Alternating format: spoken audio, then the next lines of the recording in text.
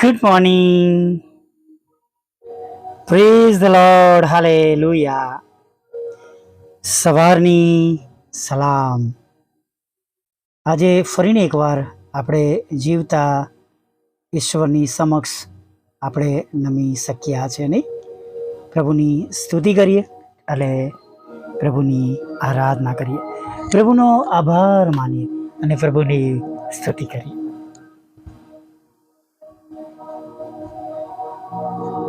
જગતમાં કોઈ લોકો આપણા માટે કંઈ સારું કરે તો આપણે કેટલું બધું એમના માટે આપણે સારું બોલીએ છીએ, સારા શબ્દો વાપરીએ છીએ. ઘણી બધી જગ્યાએ સારું કરનાર વ્યક્તિને ફૂલહારથી, પુષ્પોથી, અલગ અલગ રીતે માન આપવામાં આવે છે નહીં? આપણે માણસો થઈને જેઓ આપણું સારું કરે છે, ભલું કરે છે, તેમને આપણે કેટલું બધું યાદ રાખીએ છીએ ને તેમના માટે ઘડીએ ઘડીએ આપણે તેમના સારા કરેલા કામને આપણે યાદ કરીને બધાની આગળ બોલીએ પણ છે નહીં? પણ વાલા મિત્રો, જે પ્રભુએ તમારા અને મારા માટે અને મારા તમારા માટે કર્યું છે એને શું આપણે દિવસમાં એક વાર પણ કરીએ છીએ?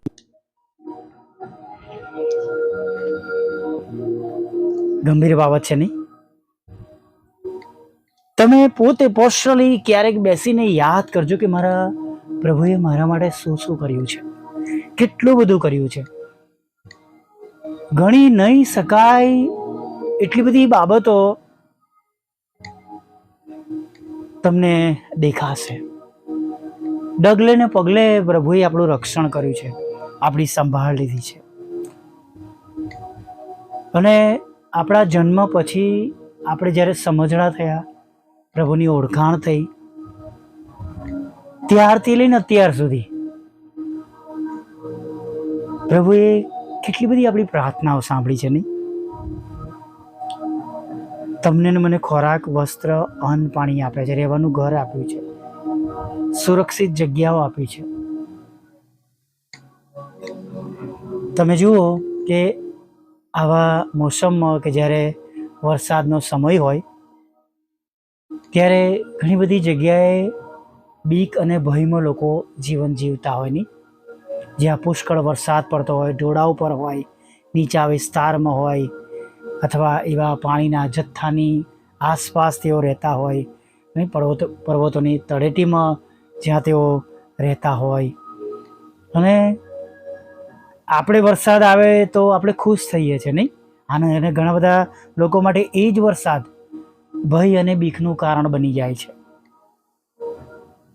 પણ પ્રભુએ આપણા માટે વરસાદને આશીર્વાદરૂપ બનાવ્યો છે કે આપણે સુરક્ષિત જગ્યાએ બેસીને, સુરક્ષિત જગ્યાએ રહીને, સુરક્ષિત રીતે દિવસ પસાર કરીને એવા વરસાદમાં પણ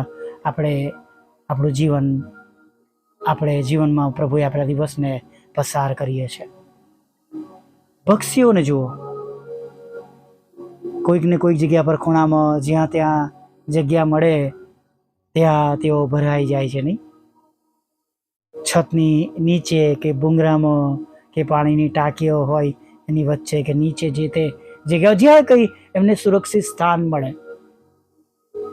જ્યાં કંઈ એમને એવું લાગે કે અહીં મારું રક્ષણ થઈ શકે છે, એવી શોધતા જગ્યાઓમાં તેઓ જાય છે.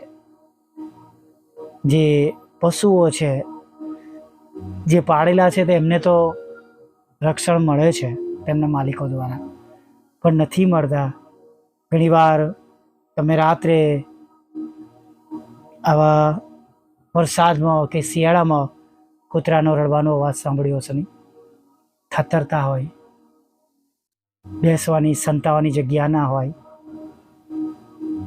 ખોરાક એમને જલ્દી મળ્યો ના હોય, ભૂખ્યા હોય, ઠંડીમાં થતરતા હોય.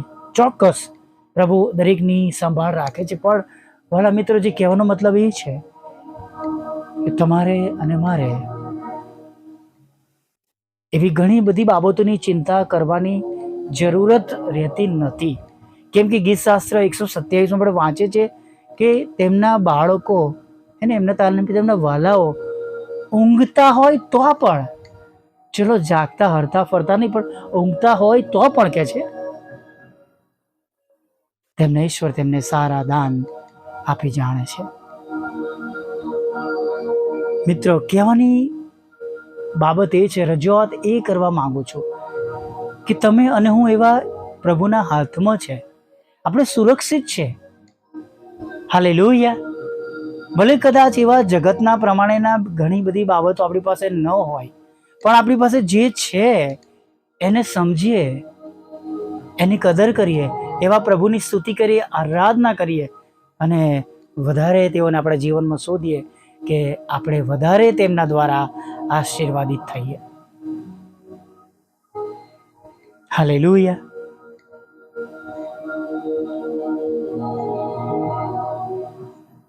ભયંકર તડકામાં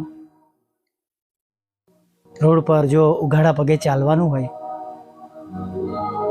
કાળઝાળ ગરમીમાં 48-49 જેવું ટેમ્પરેચર હોય, તમે જુઓ છો નહીં, કચરો વીણનારા છોકરા છોકરીઓ, વૃદ્ધો કે જે લોકો ઉઘાડા પગે ચાલતા હોય છે.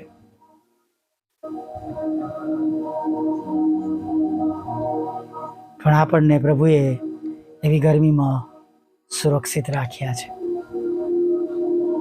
ગાડાને જુઓ, પ્રભુએ તો આપણને સમજણ, બુદ્ધિ, જ્ઞાન, દાપણ બધું જ આપ્યું છે. જેમની પાસે એવું કંઈ નથી, જ્ઞાન, બુદ્ધિ, દાપણ, કપડાં પણ ફાટેલા, એક ગંદો ઝોલો હોય, જે પડ્યું હોય એ ખાતા હોય, દાઢી વધી ગયેલી હોય, અને જે તે વ્યક્તિઓ એને ધક્કા પર મારતા નહીં, ખસેડતા પણ હોય, પણ અહીંથી જા, ઘણા લોકો મારતા પણ હોય. પણ પ્રભુ તમારી અને મારી કેટલી બધી સંભાળ લે છે. આપણા સંબંધનું જે છે એ પ્રભુ આપણને દરેક સંજોગોમાં, દરેક પરિસ્થિતિમાં તમને ને મને આપે છે. હાલેલુયા. ગીત શાસ્ત્ર 138 અને 8. તમારા અને મારા સંબંધમાં જે છે એ પ્રભુ આપે છે.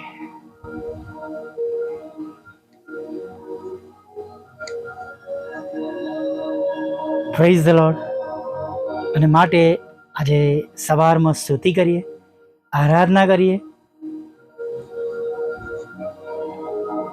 પ્રભુએ આપણને સમજણ આપી છે, વ્યવસ્થાઓ આપી છે, પ્રાર્થના દ્વારા તેમની પાસે માગવાનો જરિયો આપ્યો છે, તેમની સાથે સમય પસાર કરવાને માટે, સ્તુતિ આરાધના કે વચનો સાંભળવા માટેની આપણને સંગતો આપી છે, તેમની સાથે જોડાઈ રહેવા માટે ઘણા બધા એવા રસ્તાઓ આ જગતમાં તમને ને મને આપ્યા છે.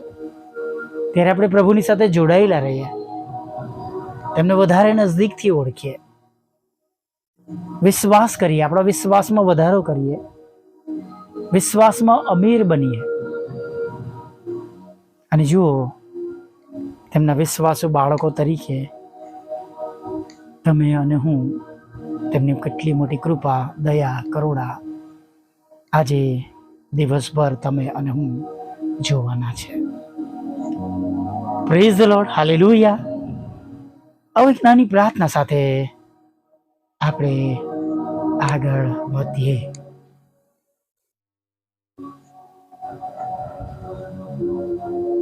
ભલા પ્રભુ, અમે તમારી સ્તુતિ કરીએ છીએ, તમારો આભાર માનીએ છીએ પ્રભુ કે તમે આ સુંદર દિવસ અમને દેખાડ્યો. પ્રભુ, અમારા બિછાના પરથી પ્રભુ અમે અમારા પગોને જમીન પર મૂક્યા છે.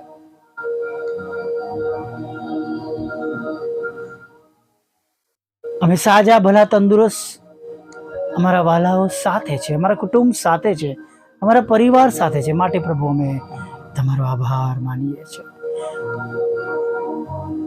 અને જે કંઈ તમે અમને આપ્યું છે એ બધું સુરક્ષિત છે. તેના માટે અમે તમારો આભાર માનીએ છીએ પ્રભુ. હવે આગળના સમયમાં પ્રભુ તમે અમારી સાથે રહો, અમારી સંભાળ લો, અમારી કાળજી લો. અને જે આ દિવસ પસાર કરવાને માટે અમને જરૂરી બાબતો છે, જ્ઞાન, બુદ્ધિ, ડાપણ, તમારી દોરવણી, તમારું વચન, તમારી સંભાળ, તમારી કાળજી, આ બધાથી પ્રભુ તમે અમને ભરી દેજો. અને પ્રભુ હમણાં અત્યારે તમારા પર ભરોસો કરનાર, વિશ્વાસ કરનાર કોઈ પણ વ્યક્તિ હવે પછી દુઃખી ના રહે, હતાશ ના રહે, તેમનું મુખ ઉદાસ ના રહે અને તેમની આંખના આંસુઓ આનંદમાં બદલાઈ જાય. અને જે માણસોને અશક્ય છે પ્રભુ, એને તમે આજે શક્યતામાં બદલો. ભાઈ દિલીપના હકમાં પણ અમે એ જ માગીએ છીએ. તેમનો વિશ્વાસ વધારો અને તેમનો જે તે રોગ છે તેમના શરીરમાંથી નીકળી ગયેલો, સારા થયેલા તેઓ પોતાની જાતને જુએ એવી અમે પ્રાર્થના કરીએ છીએ. તેઓ પોતે જાતે જુએ કે હું સાજો થયો છું. અને પ્રભુ અમે જાણીએ છીએ કે તમે એવું કરી શકો એવા પ્રભુ છો અમારા માટે. અમે બધા જ એ વિશ્વાસ સાથે જાહેર કરીએ છીએ. તમારું પવિત્ર ભલું નામ બધાને મળે. દરેક ઘૂંટણ અમે દરેક જીભ કબૂલ કરે તમે ઈશ્વરના દીકરા છો.